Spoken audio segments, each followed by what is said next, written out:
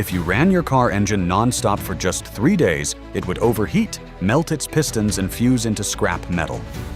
Yet, fully loaded megaships cross endless oceans with 2,000-ton engines running non-stop for 6 months straight.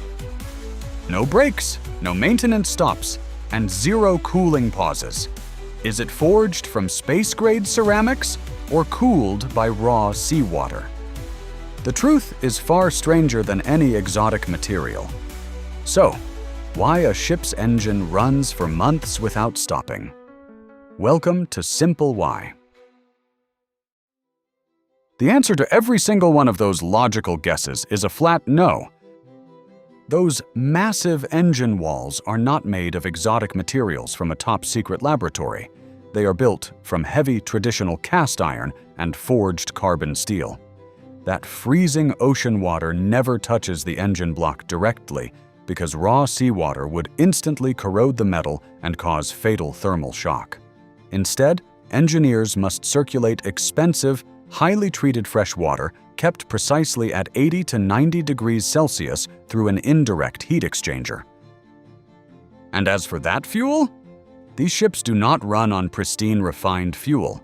They burn heavy fuel oil, a sludge so thick, dirty, and viscous that it resembles cold road tar at room temperature. This substance requires intense preheating just to flow through the injectors.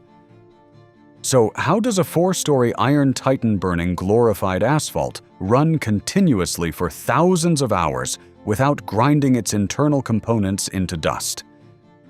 The truth is, this engine does not survive because it is tough enough to endure months of continuous operation. It runs continuously because stopping and restarting it is the fastest way to destroy it. To understand this engineering paradox, we have to look back at the global oil crises of the 1970s and 1980s. Fuel prices skyrocketed overnight, forcing shipping companies to abandon high-speed, thirsty engines. They use heavy fuel oil, which needs to be heated very intensely before it can flow through the injectors. Their breakthrough was the long-stroke crosshead design. A marine crosshead engine inserts a massive sliding guide that completely seals and separates the dirty combustion chamber above from the pristine lubricating vault below. As the massive steel crankshaft rotates at a steady pace, it drags heavy lubricating oil into a wedge-shaped gap beneath itself. Yet that microscopic film of oil generates enough upward hydraulic force to lift a solid steel crankshaft weighing hundreds of tons completely into the air. While the ship glides across the sea, metal never touches metal. The entire multi-ton assembly literally floats on a microscopic cushion of liquid. If you shut the engine down, that pressurized liquid wedge instantly collapses under the crushing weight of the steel. Think of it like intense physical exercise, where running at a steady, gentle pace for hours keeps your joints warm and lubricated. However, coming to a complete standstill in the freezing cold and then instantly sprinting will tear your muscles and break your bones. By maintaining a hair-thin wedge of oil to float hundreds of tons of steel, marine engineers proved a counterintuitive rule of physics. Non-stop operation is actually the ultimate shield against self-destruction. This genius mindset of using an invisible physical mechanism to automate safety is not confined to the depths of ocean freighters. On dry land, engineers faced an equally mind-bending question: why freight trains don't crash when rounding sharp curves without steering? Think about the sheer scale of a fully loaded freight train pulling thousands of tons of cargo. As it approaches a sharp, sweeping curve at high speed, there is no steering wheel in the locomotive cab. Underneath, there is no rack and pinion steering mechanism and no active electronic differential adjusting the wheel speeds. Yet, somehow, this terrifying wall of heavy steel effortlessly glides along the curved iron rails without flying off the tracks. To answer this question, we must go back to the dawn of the railway era in Britain in the 1820s. Early railway pioneers, including visionaries like George Stephenson, initially built train wheels as flat, rigid cylinders with protruding inner flanges. The result was an engineering disaster where wheels ripped themselves apart and rails repeatedly snapped under immense lateral stress. These failures caused trains to routinely derail at the slightest bend. So, how is it possible to make two wheels, rigidly connected and rotating at the exact same speed, travel different distances on a curve?